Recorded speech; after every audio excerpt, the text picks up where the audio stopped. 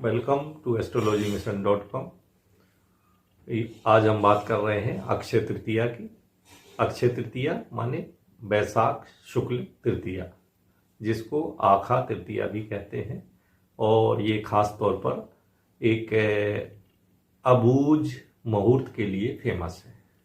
अबूझ मुहूर्त माने जिस मुहूर्त के लिए हमें सोचना ना पड़े, ऐसा मुहूर्त कि अक्षय तृतीया वाला मुहूर्त में सारे काम शुद्ध और निर्विवाद और निर्विघ्न संपन्न होते हैं।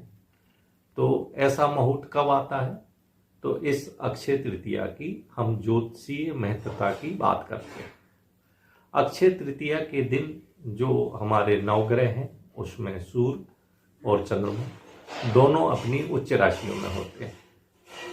सूर्य अपनी उच्च राशि में, चंद्र अपनी उच्च राशि में जब बलवान होता है, तो सूर्य और चंद्रमा की शुभता के कारण प्रत्येक मुहूर्त के लिए इनकी शुभता आवश्यक है।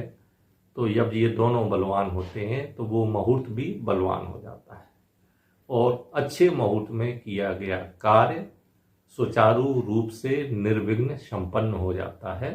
इसलिए अक्षय तृतीया का जो मुहूर्त है, इसको अबूझ मुहूर्त कहते हैं। इस मुहूर्त में हम क्या क्या कर सकते हैं? इस मुहूर्त में हम जो है प्राण प्रतिष्ठा कर सकते हैं।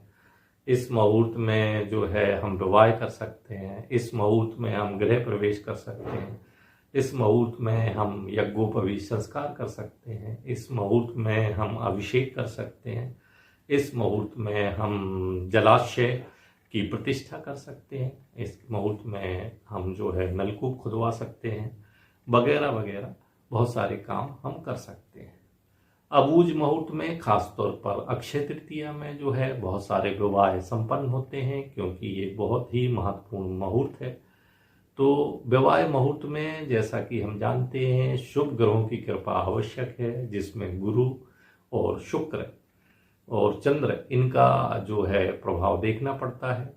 तो कभी कभी विवाह में जो है शुक्र अस्त हो जाता है, कभी गुरु अस्त हो जाता है, जिस कारण से विवाह नहीं बनते हैं, या गुरु और शुक्र में बालत्व दोष आ जाता है, कभी कभी इन दोनों में वृद्धत्व दोष आ जाता है। लेकिन अबूझ मुहूर्त के दिन, अक्षय तृतीया के दिन, ना तो बालत्व दोष लगता है, ना ही वृद्धत्व दोष लगता है। हाँ, अस्त होने का दोष जरूर लगता है। तो विवाह में जो 10 दोष होते हैं, जिसमें लता, पात, जामित्र, खाजूर, एकागर वगैरह वगैरह जो 10 दोष होते हैं, तो इस मुहूर्त में वो 10 दोषों का समन हो जाता है। ये अक्षय मुहूर्त इस साल 2022 को 3 मई 2022 मंगलवार के दिन पड़ेगा। और 3 मई को ये जो बैसाख शुक्ल की तृतीया है, ये 5:59 से चालू हो जाएगी और अगले दिन पूरे 24 घंटे रहेगी। तो ये अक्षय तृतीया जो है 3 तारीख को भी रहेगी और उदयकालीन 4 तारीख को भी रहेगी। तो ये अक्षय तृतीया में और क्या क्या हुआ था? तो इसके लिए जो है परशुराम जयंती है, भगवान परशुराम ने अवतार लिया था, भगवान हयग्रीव ने अवतार लिया था, और जो है गंगा जी का अवतरण हुआ था। इस दिन जो है महाभारत का गणेश जी ने लेखन का प्रारंभ किया था, है ना। त्रेता युग का प्रारंभ भी अक्षय तृतीया को हुआ था। नर नारायण का अवतार भी अक्षय तृतीया को हुआ था। तो और बद्रीनाथ के जो कपाट हैं, वो जो है बद्रीनाथ भगवान के दरवाजे भी अक्षय तृतीया के दिन खुलते हैं। तो इस दिन हमें जो है विवाह आदि शुभ कार्य, और अभी जो कार्य गिनाए गए हैं, जलाशयों की प्रतिष्ठा है, अभिषेक है, गृह प्रवेश है, यज्ञोपवीत संस्कार है, ये सारी चीज हम इस दिन कर सकते हैं। अक्षय शब्द से बिल्कुल क्लियर है कि इस दिन किए गए दान पुण्य जो है अक्षय हो जाते हैं, उनका कभी क्षय नहीं होता है। तो इस दिन हमको कौन कौन से और कृत्य करना चाहिए? तो इस दिन जो है हमें जो है भगवान नर नारायण के लिए हमें मिश्री और भीगे हुए चने की दाल, उनको जो है भोग लगाना चाहिए। हमें जो है नर नारायण भगवान के लिए सत्तू का भोग लगाना चाहिए। हमें हयग्रीव अवतार के लिए जो है हमें फिर भीगे चने की दाल का भोग लगाना चाहिए। और हमें परशुराम जी के लिए जो है मुलायम मुलायम ककड़ी का प्रसाद लगाना चाहिए।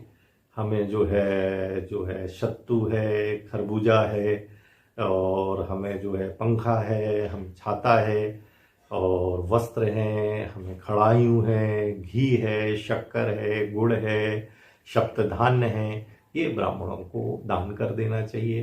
क्योंकि इस दिन जो है जो लोग समुद्रगामिनी पवित्र नदियों में स्नान करके संबंधित चीज़ों का, जैसे गुड़ है, सत्तू है, शक्कर है, वस्त्र है, छाता है, खड़ायूं है, और जो है शूरपा है, और हाथ का पंखा है, इन चीज़ों का जो, और जल से भरा घड़ा, खास तौर से जल कलश, जल से भरा घड़ा यदि हम ब्राह्मणों को दान देंगे तो ये दान हमारा अक्षय हो जाएगा, और हमारे अगले जन्म में हमें श्री लक्ष्मी जी की कृपा प्राप्त होगी। हम धन दान से संपन्न घर में हमारा जन्म होगा, और हमारा ये पुण्य जो है हमारे आगामी जन्मों के लिए काम करेगा।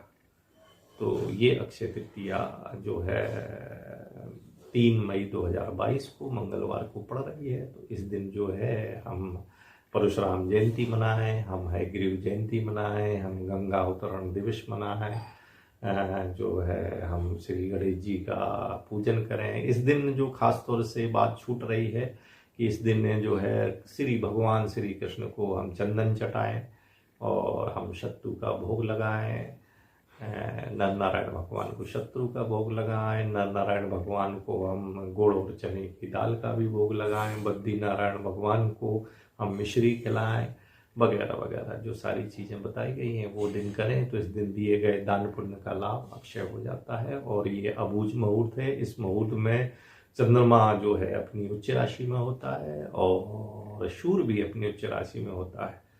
तो जो सूर्य है यह, इसका संबंध मस्तिष्क से है। हमारा मस्तिष्क जो है बहुत क्लियर और पूरी मजबूती से काम करता है, और चंद्रमा का जो वो दिल से होता है। तो दिल दिमाग हमारे इस दिन दोनों सही होते हैं, और दिल दिमाग दोनों से किए गए कार्य संपन्न होते हैं। इसमें अच्छी बात यह है कि इस साल तो इस दिन सूर्य भी उच्च राशि में है, चंद्रमा भी उच्च राशि में है, और एक शुभ ग्रह शुक्र भी उच्च राशि में है। तो इस दिन हमें इनसे जो है चंद्रमा इससे संबंधित खरबूजा का है, और शुक्र का संबंध इससे भी खरबूजा का है। तो इस संसारिक लौकिक युग में जो हमको श्री संपन्नता, भूमि भवन वाहन, वस्त्राभूषण, दिव्य मिष्टान भोजन, और हमें सारी सुविधाओं की चीज चाहिए, तो उनकी कृपा में प्राप्त होगी। तो उससे संबंधित जो फल है खरबूजा भी हमको दान करना चाहिए। नमस्कार।